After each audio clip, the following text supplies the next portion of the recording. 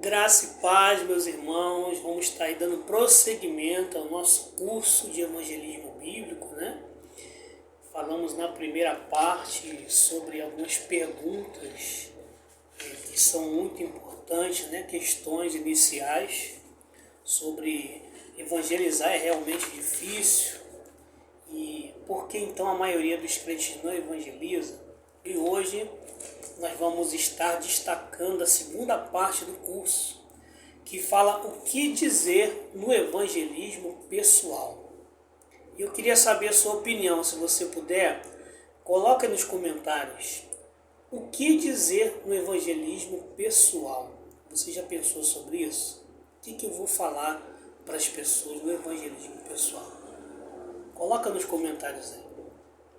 E aí nós vamos aqui para a nossa apostila, né? Estou aqui com a apostila da Caravana do Arrependimento, né?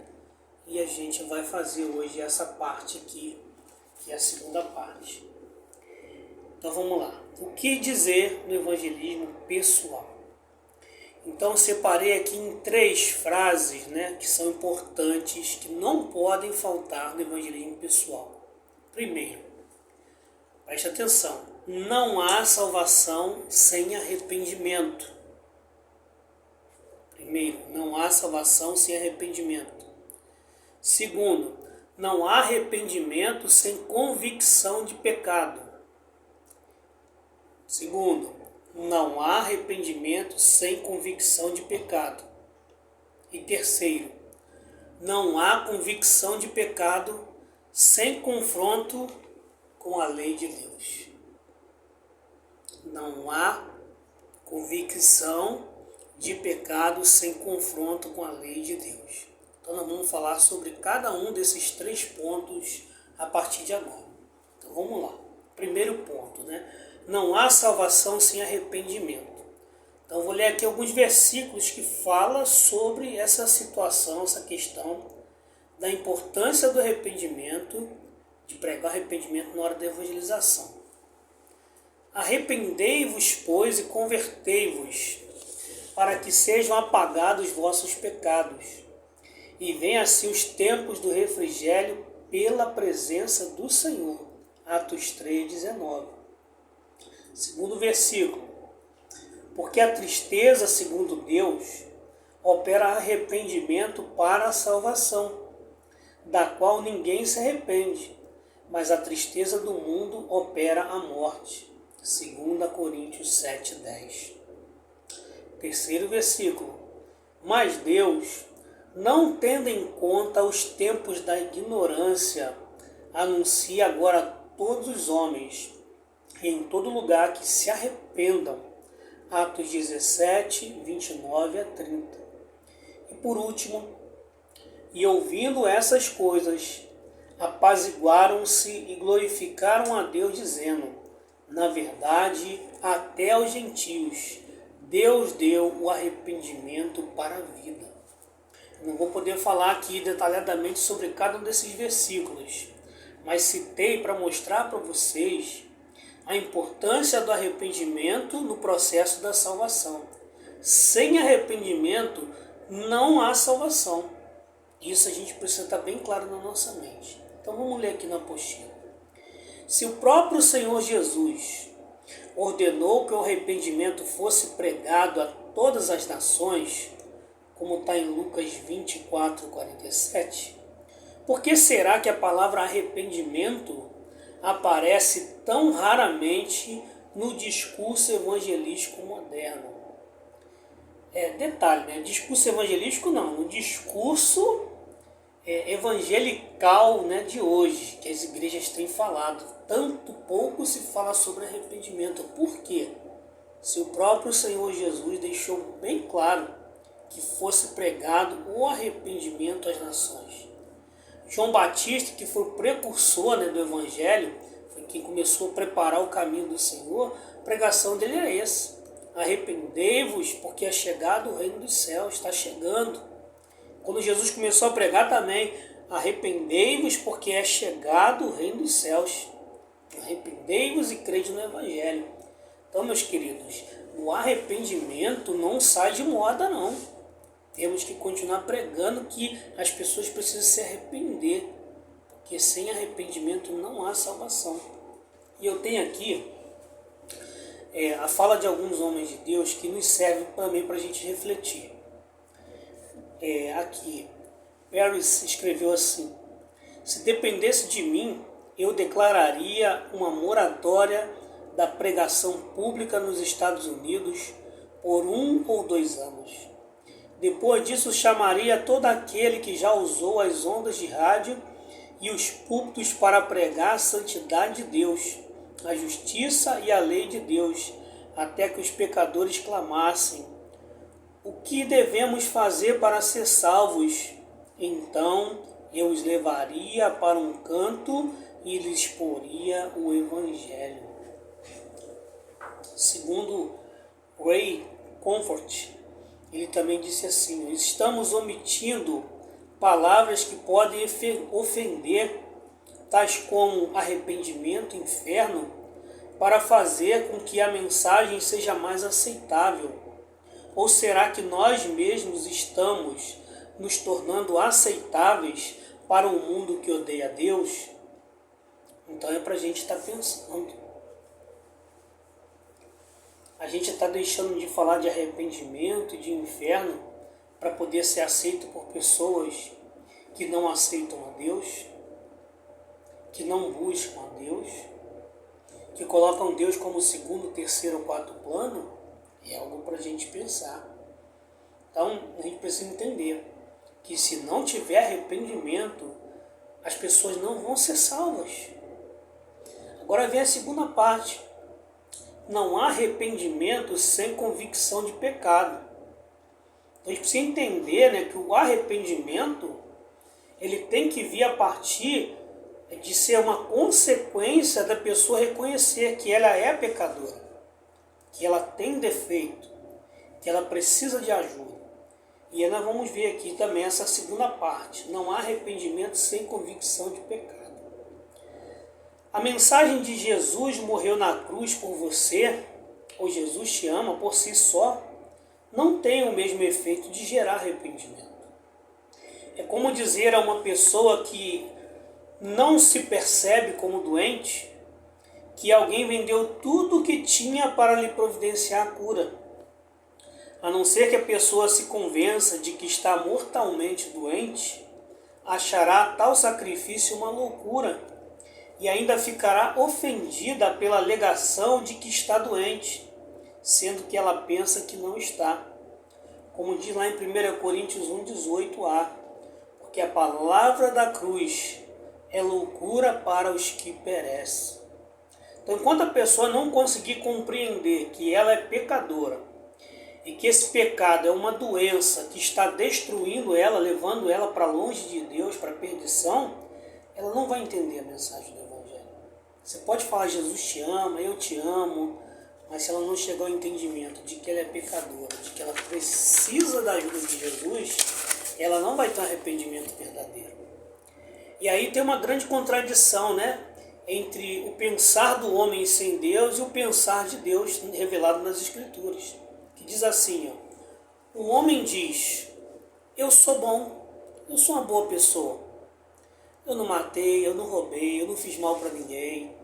Não é isso que muitas vezes a pessoa pode dizer? Ou eu não sou tão ruim como fulano, como cicrano, como beltrano. Mas o que a Bíblia diz do homem? A Bíblia diz que não há ninguém justo ou bom. Romanos 3,23 diz, né? Porque todos pecaram e destituídos estão da glória de Deus, separados estão da presença de Deus, carecem da glória de Deus. Todos, sem exceção. O Salmo 14, de 1 a 13, ele fala que Deus olhava do céu e não via um homem que pudesse buscar a Deus, que todos estavam perdidos. Isaías 64 também fala a mesma coisa. Isaías também tem um texto que fala muito sobre isso, né? Mas os vossos pecados fazem separação entre vós e o vosso Deus. Então o ser humano ele precisa entender primeiramente que ele é pecador, ser convicto de que esse pecado está trazendo separação dele de Deus. destruição para a sua vida. Enquanto a pessoa não entender isso, não adianta você falar do amor de Deus, que ela não vai entender isso. Vamos prosseguir. Martinho Lutero disse o seguinte: a prova derradeira de que alguém é pecador é que ele não conhece seu próprio pecado. Nosso trabalho é fazer com que ele o veja. Vou repetir. A prova última, de que alguém é pecador é que ele não conhece seu próprio pecado. Nosso trabalho é fazer com que ele o veja. Não sei se você já viu pessoas apontando para os outros, falando mal dos outros, Ou fulano faz isso, faz aquilo outro. Mal sabe ele, que um dedo está apontando para cima para Deus falar, e você? E tem 3 dedos apontados para a pessoa, dizendo, você também tem seus erros, você também tem suas falhas. Infelizmente, nós estamos cheios de pessoas assim, que acham que os outros têm defeito, que os outros estão errados, e que ele é uma pessoa muito boa. E a gente precisa fazer a pessoa enxergar também os seus próprios erros. Eu não falo isso apontando, porque eu sei também dos meus erros. Eu sigo a Jesus exatamente por isso, por eu reconhecer que eu sem Jesus não consigo, que eu preciso da ajuda de Jesus. E a gente precisa ensinar isso para as pessoas. Paul Walsh falou o seguinte: os homens têm de ser trazidos ao conhecimento de si mesmos, antes de se renderem a Deus. Os homens estão caídos de tal maneira que temos de remover deles toda a esperança na carne, antes de serem trazidos a Deus. É importante em tudo, mas especialmente importante na evangelização, a importância de levar a pessoa ao reconhecimento de que, além de ser pecadora, que ela não consegue pelas suas próprias forças. Que ela não deve ter esperança na sua carne, em si mesmo, de conseguir resolver e sair. Hoje, nós temos visto aí muita coisa nesse sentido, o ser humano buscar resolver, autoajuda, você consegue, determine, faça isso, faça aquilo. Com relação ao pecado, meu querido, nem você, nem eu, nem ninguém consegue vencer sozinho. E a gente precisa ensinar isso para as pessoas. Ninguém vai vencer o pecado sozinho. Jesus não morreu na cruz à toa. Foi porque eu não conseguia, foi porque você não conseguia, foi porque as outras pessoas também não conseguem resolver o problema com Deus. Prosseguindo então. Se tivermos a habilidade de mostrar àquela pessoa os sintomas visíveis e invisíveis da sua doença, e ela tiver a nítida convicção de que está enferma para a morte, aí então a notícia de que alguém a amou tanto que lhe providenciou a única cura possível não será mais uma tolice nem uma ofensa, mas será de fato uma boa notícia.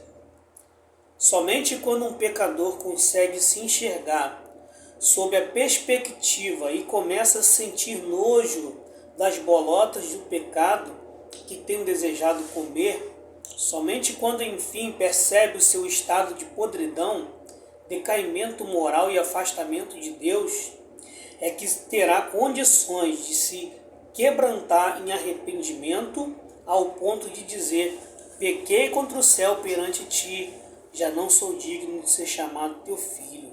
Lucas 15, 18. A parábola do filho pródigo, Este é um exemplo do verdadeiro arrependimento.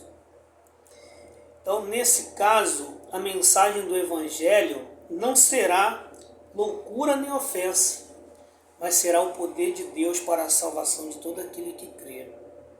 Ou seja, meu querido, nós precisamos mostrar para a pessoa que ela tem que ter convicção de que é pecadora e que o pecado é algo que nos afasta de Deus, que nos separa da presença de Deus, é como uma doença mortal. Porque em Romanos 6,23 ele fala, porque o salário do pecado é a morte, é a separação de Deus, é o distanciamento pleno de Deus. E a gente precisa ensinar isso para as pessoas. Charles Finney também falou algo para nós sobre isso. Todo homem sabe que tem pecado, mas nem todos estão convictos da culpa e do mal causados pelo pecado. Contudo, sem isso, o homem não pode perceber o método de salvação do Evangelho. Abaixo a pregação insossa e monótona do amor de Jesus, que não tem discernimento de santidade ou moralidade. Charles Finney. Então, meu querido, precisamos pregar, precisamos anunciar, precisamos evangelizar as pessoas e dizer para elas que, embora todos sejamos pecadores, esse pecado vai nos levar à morte. E, portanto, a gente precisa explicar para as pessoas que isso não é brincadeira. Tem pessoas que ficam brincando com o pecado. Ah, mas todo mundo faz. Mas não tem jeito para isso não. Eu não tenho jeito, você não tem jeito para isso não, mas Jesus tem. E Ele pagou aquele preço na cruz por causa disso. E a gente precisa ensinar para as pessoas que Jesus não morreu à toa. Teve um propósito. E o propósito foi nos salvar da escravidão do pecado. Nos salvar da condenação eterna. E a gente precisa explicar isso para as pessoas. E elas precisam estar convictas disso. Tem que pregar. Amém? E terceira e última coisa que a gente tem que falar na evangelização. Não há convicção de pecado sem o confronto com a santa lei de Deus. Lá em Romanos 3, 19 e 20 diz assim: Ora, nós sabemos que tudo o que a lei diz, aos que estão debaixo da lei diz, para que toda a boca esteja fechada e todo mundo seja condenável diante de Deus. Por isso, nenhuma carne será justificada diante dele pelas obras da lei, porque pela lei vem o pleno conhecimento do pecado.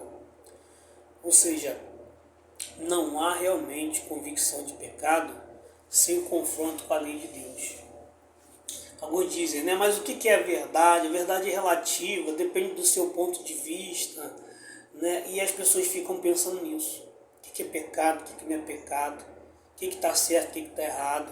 Qual é a base? A base está aqui, irmãos. Na palavra de Deus. Na santa lei de Deus. Deus não nos deixou as escuras mais. Deus deixou a sua palavra revelada para a gente no decorrer da história. Para a gente não ter e ficar às cegas. Então a base do confronto com o pecado é a lei de Deus. Não é o meu pensamento, não é a minha opinião. Não, eu penso que isso está certo, eu penso que está errado. Cada um quer dar a sua opinião. Mas no que diz respeito a Deus, a salvação, o Evangelho, a base está na sua palavra, na Bíblia Sagrada. E nós vamos ver algumas coisas sobre isso, né? Jonathan Edwards foi um grande homem de Deus, ele falou o seguinte: a única maneira de sabermos se estamos pecando é conhecer a lei moral de Deus. Qual é o padrão de Deus? Está na sua palavra. Martin Lloyd-Jones disse o seguinte: o problema das pessoas que não estão buscando o Salvador nem a salvação é que elas não entendem a natureza do pecado. É função peculiar da lei trazer tal compreensão à mente e à consciência do homem. Mais uma vez, a função da lei é trazer a compreensão e a mente, a consciência do homem. As pessoas hoje procuram tantos livros, né, tantos e-books, tantos coaches e tantas outras coisas mais, mas e a palavra de Deus, e a Bíblia Sagrada? Quem está pegando para ver? Para basear o que está certo e o que está errado. Continuando, Martinho Lutero também disse algo importante sobre isso. Outrora eu vivia sem lei, mas assim que veio o mandamento, reviveu o pecado. Assim ocorre também com os que se fiam em suas boas obras, fazem deles pessoas justas e com os orgulhosos descrentes, por não conhecerem a lei de Deus, que está apontada em sua direção. É impossível que conheçam seu pecado. Se conhecessem a lei de Deus, também conheceriam o seu pecado. E o pecado para o qual agora estão mortos se tornariam vivos neles. Moody também escreveu algo interessante. É um erro terrível mostrar certas passagens que tratam de outros assuntos a um homem que ainda não está plenamente convencido de seu pecado. Ele precisa da lei. Não lhe ofereça a consolação do Evangelho até que ele veja e saiba que é culpado diante de Deus. Não adianta a gente oferecer um conforto para a pessoa se você não mostrar para ela a raiz dos males, a raiz do problema. Hoje as pessoas querem receber conselho, para ajudar no seu problema particular, mas continuam tendo outros problemas. Hoje mesmo é um caso, as pessoas, qualquer motivo, qualquer problema, se divorcia e depois casa com outra pessoa, depois divorcia de novo, casa com outra pessoa, divorcia de novo e acaba não resolvendo nunca o seu problema. E a palavra de Deus mostra para nós que a gente precisa buscar na palavra a orientação de Deus para a gente poder ver o que precisa ser resolvido. John Wesley disse o seguinte: para que o evangelismo seja efetivo, eficaz, pregue 90% lei e 10% da graça. Ou seja, mostre mesmo a realidade da pessoa, a necessidade da pessoa, para que ela possa se arrepender, sendo confrontada pela lei, pela palavra de Deus, a base da palavra de Deus. E John Stott disse o seguinte: não podemos chegar a Cristo sem sermos justificados, até que literalmente tenhamos ido a Moisés para sermos condenados. É ver realmente a nossa realidade com base na palavra de Deus. Não temos nada contra as pessoas, mas quando as pessoas estão praticando certos tipos de pecados que vai contra a lei de Deus, a gente precisa informar isso para ela não continuar presa naquele problema e naquela dificuldade. Gálatas 3,24 diz assim: de maneira que a lei nos serviu de aio para nos conduzir a Cristo, para que pela fé fôssemos justificados.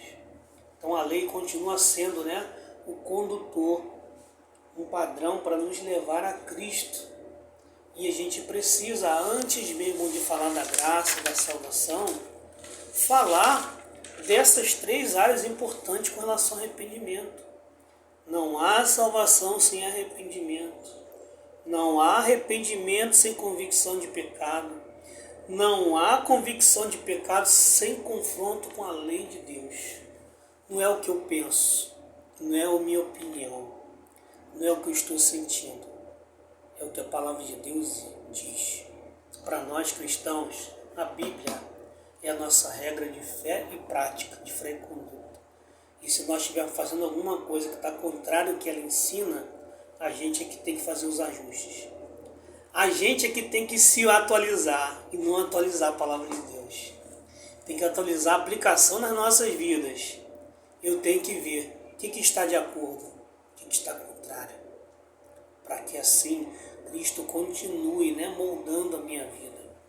Então, essa segunda parte, sobre o que falar no evangelho pessoal, é um conteúdo que muitos têm esquecido de falar.